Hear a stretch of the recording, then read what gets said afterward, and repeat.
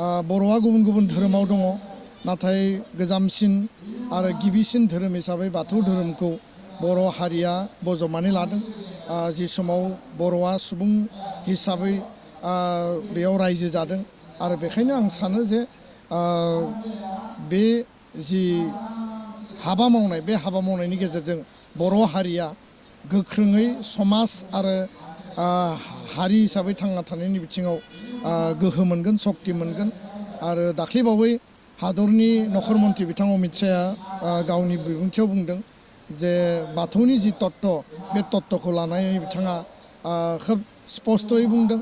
आरो लोगोसेनो बिथाङा मिटिंनि उनाव जिरायनाय समावबो बर' राव आरो बाथौ धोरोमखौ जेब्लायबो प्रमसन, प्रटेक्सन आरो प्रिजार्भेसननि थाखाय बेखौ हाबा मावनांगौ होननानै बुंदों। दुलाराय बाथौ गौथुम उदालगुरि जिल्ला आफादनि 34थि बे बोसोरसालिया जुथुम्मा आरो लोगोसेनो अरां दख'रा बाथौ गौथुमनि बियाबनि बेयाव रुफाथि मायथाइ सिलभार जुबिलि बेयाव सेलेब्रेसन जादों। सानथामनि हाबाफारि, दिनै नैथि सान आरो बे नैथि सानाव गोरबोसे सावरायनाय बेयाव बाथौ गौथुम आरो बाथौ सिबिनायनि बा बेखौ फालिनायनि बेलायाव गौथुम हिसाबै जिखिनि हाबाफारिफोरखौ मावबोबाय आरो गोलाव समनि बे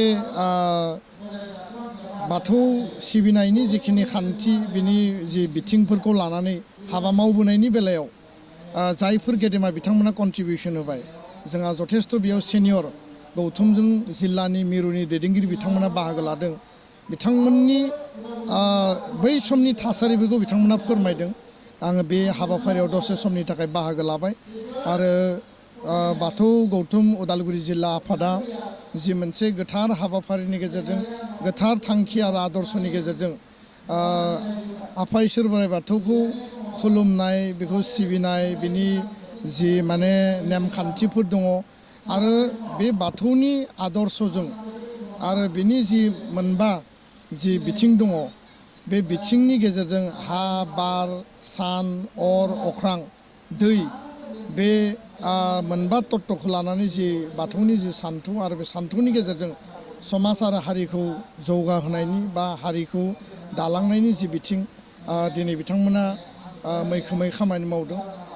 बर'नि गोजामसिन धोरोम हिसाबै बाथौ धोरोमा दिनै बे अबस्थायाव सफैबाय आरो मुलुगा मिथिबाय, भारताव थानाय सुबुं हारिफ्रा मिथिबाय आरो दिनै गोथार बाथौ सान बे नैथि मंगलबाराव माग दाननि बेखौ सिबिनायनि गेजेरजों आसाम सरकारा रिकगनिसन होनायनि गेजेरजों नेसनेल लेभेलावबो बिनि रिकगनिसनखौ मोनो नामा बिनि थाखाय खामानि मावबाय थादों।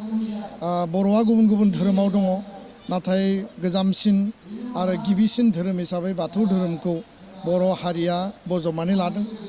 जि समाव बर'आ सुबुं हिसाबै बेयाव रायजो जादों आरो बेखायनो आं सानो जे बे जि हाबा मावनाय बे हाबा मावनायनि गेजेरजों बर' हारिया गोख्रोङै समाज आरो हारि हिसाबै थांना थानायनि बिथिङाव गोहो मोनगोन, सक्ति मोनगोन। आरो दाख्लैबावै हादरनि नखर मन्थ्रि बिथां अमित शाहआ गावनि बिबुंथियाव बुंदों जे बाथौनि जि तत्व बे तत्वखौ लानानै बिथाङा खोब स्पस्तयै बुंदों। आरो लोगोसेनो बिथाङा मिटिंनि उनाव जिरायनाय समावबो बर' राव आरो बाथौ धोरोमखौ जेब्लायबो प्रमसन, प्रटेक्सन आरो प्रिजार्भेसननि थाखाय बेखौ हाबा मावनांगौ होननानै बुंदों। दा बे जोंनि थाखाय हारिनि थाखाय गोग्गाथाव आरो गासैबो बर' हारिया जिखि धोरोमाव थाया मानो जों खौसेयै गोरोबलायनानै हारि हिसाबै खौसेयै जों थांना थानांगोन आरो बयनिबो बिसास आरो आदर्शखौ जों अरायबो मान होनानै हारिया खौसेयै जों गसंथानांगोन। आं बेखौनो फोथायो। गोजोन्थों।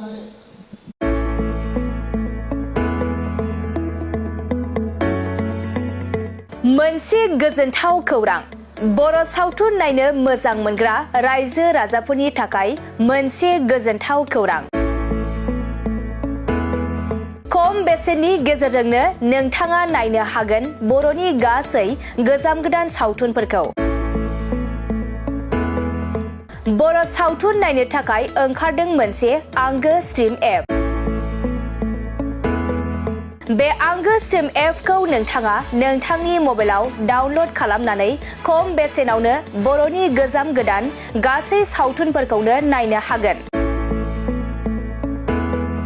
लोगोसे फैबाय थानाय समावबो बड' वेब सिरिज, डकुमेन्ट्रिज बायदिफोरखौबो नोंथाङा बे आंगो स्ट्रिम एपनि गेजेरजोंनो नुनो मोनगोन। बेनि अनगायैबो बर' सावथुननि दिहुनगिरिफोराबो बे आंगो स्ट्रिम एपआव गाव गावनि सावथुनखौ आपल'ड होनो थाखाय खौरां लाहरनो हागोन। आरो जाय बिथांमोननि सावथुनफोरा इउटुबाव पाब्लिश जायाखै बिथांमोनाबो बे एपआव आपल'ड होनो थाखाय खौरां लाहरनो हागोन। बेनिखायनो बर' सावथुननि दिहुनगिरि बिथांमोनहा गाव गावनि सावथुनखौ बे आंगो स्ट्रिम एपआव आपल'ड होनो गोसो दंब्ला नैबे 7086320938 जानबुं नम्बराव खौरां लाहरनो हागोन।